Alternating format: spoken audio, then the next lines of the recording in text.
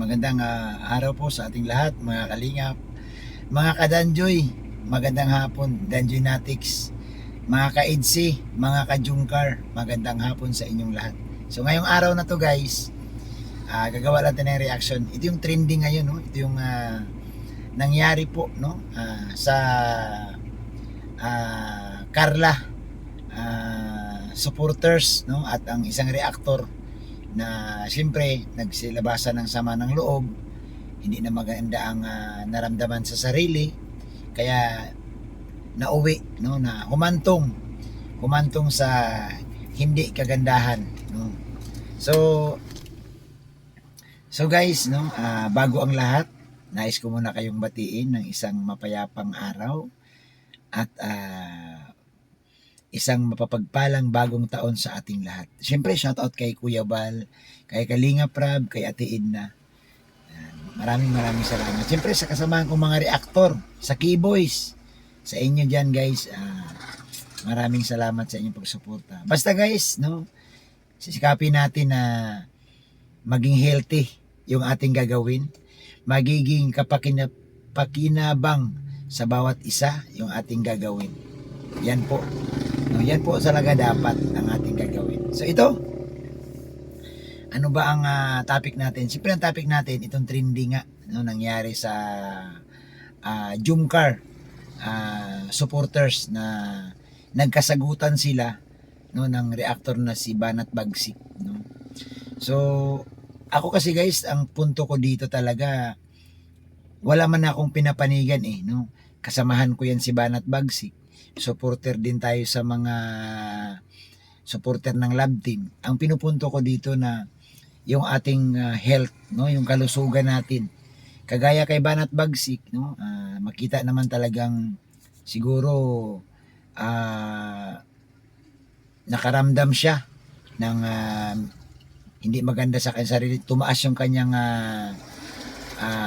BP o tumaas yung kanyang galit. At ganoon naman dito naman sa Jungkar supporters, ito nga, no, wala silang tigil, lalo na doon sa live ni Banat Bagsik. Talagang nagko-comment sila. Ang pinupunto ko dito, one kalinga, one family lang tayo no?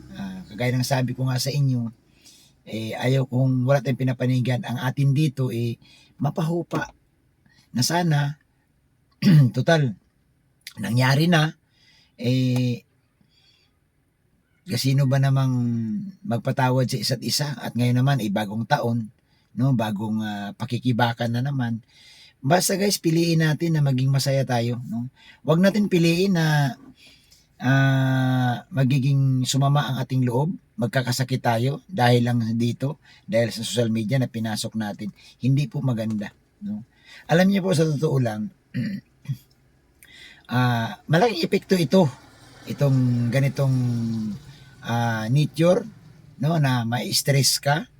Kasi ang stress kasi nambirong kalaban na ng tao no, nambirong kalaban ng tao yan guys, ang stress. Hindi lang natin namamalayan, pero pag laging ganyan ang nararamdaman mo, mahirap yun.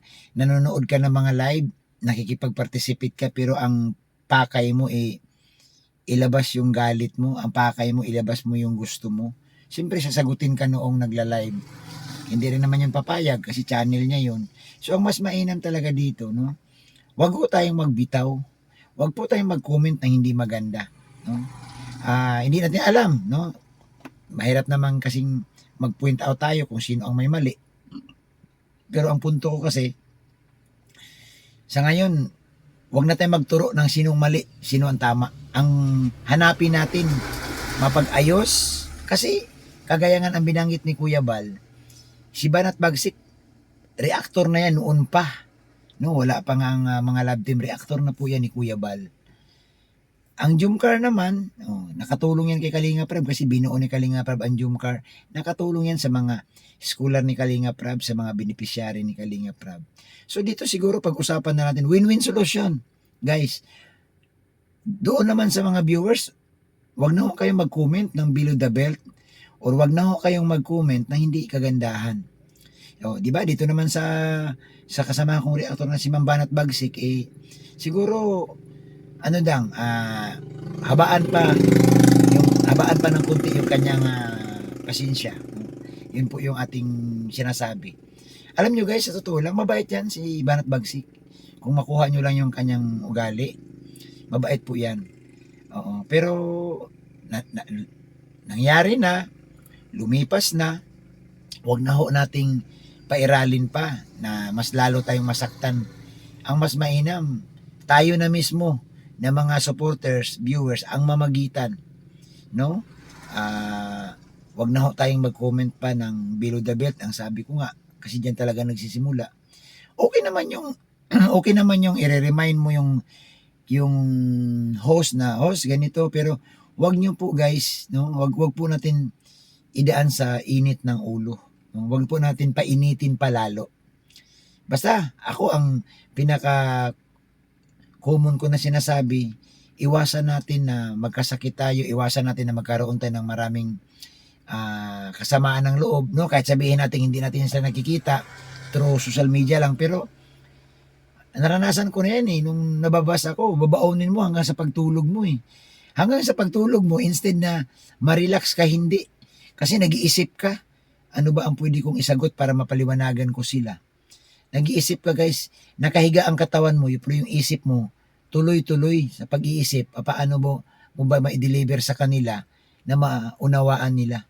Kasi hindi talaga nila maunawaan. So yun po yung sinasabi ko. Kaya ang pakiusap ko lang sa viewers, no? Habaan din po natin ating pasensya, wag na ho tayo mag-comment. Kung nahirapan talaga kayo, wag na ho kayo manood, no? Para iwas na rin talaga. Ito yung pinaka-safe para hindi na kayo makarinig, hindi na kayo makakita, wag kayong manood, no? Pero hangga't maaari, suportahan ninyo. Kasi alam nyo, sinusuportahan lang naman ng mga reactor, lahat ng mga love team ni Kalinga Prab. Suportahan po natin, especially guys, ang Jumcar, ang Idsi, ang Danjoy, ang Idpaw. No, pag nagsuportahan lahat ito, ang dami po guys, no, ang Milbrad, ang Pungkit, ang daming mga love team ni Kalinga Prab, at mayroon pa ng mga parating na mga bago. So, wag po nating gamitin yung pagkakataon guys na maggatong pa. Gamitin natin ang pagkakataong ito na pahupain paunti-unti. Hindi man ganun kadali Pahupain paunti-unti ang nagliliyab na apoy, no? At sa ganun humupa na. Kasi guys, ang pinakapunto dito, kung magtuloy-tuloy itong ganito, siyempre apektado dito yung viewers. Ang ibang viewers na uumay na manood kasi puro awayan, puro debate. So, wag na po tayong tumulong pa para magsulsol. Tulungan na lang po natin si Kalinga Prab, si Kuya Bal. No, tutulong tayo diyan. Yan, tutulong tayo na mapaganda pa ang kanilang mga views. Yun lang po ang ating reaction, opinion sa Jumcar supporters, no, sa pangyayari.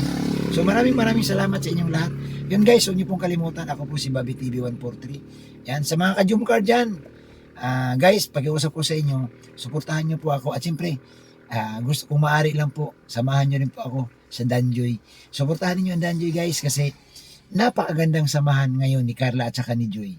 Nakikita ko talaga guys, napakaganda. Kagabi lang, sa birthday ni Ate Edna, magkasamang dumating, no? Si Kalingap Dan, si Papa Joms, si Carla, at saka si Joy.